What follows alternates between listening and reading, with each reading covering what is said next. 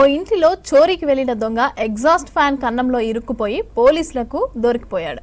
రాజస్థాన్లోని కోటాలో చోటు చేసుకున్న ఈ ఘటన ఆలస్యంగా వెలుగులోకి వచ్చింది. ఇంట్లో ఎవరూ లేని టైంలో చోరీకి స్కెచ్ వేసిన ఓ దొంగ ఎగ్జాస్ట్ ఫ్యాన్ కన్నంలో నుంచి ఇంట్లోకి వెళ్లడానికి ప్రయత్నించాడు.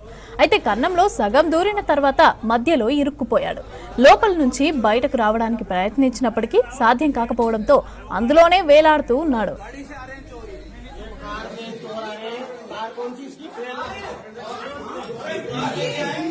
जो चोर है उसकी शक्ल देखो। आजा गोविंद आजा।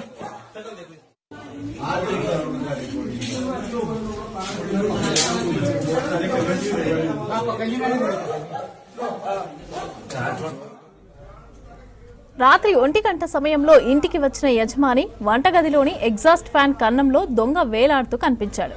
వెంటనే పోలీసులకు సమాచారం ఇవ్వడంతో ఘటనా స్థలానికి చేరుకుని గంట పాటు శ్రమించి దొంగను బయటకు తీశారు.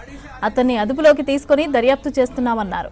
అయితే ఎవరికి అనుమానం రాకుండా పోలీస్ స్టిక్కర్ ఉన్న కారులో దొంగ వచ్చినట్లుగా తెలిపారు.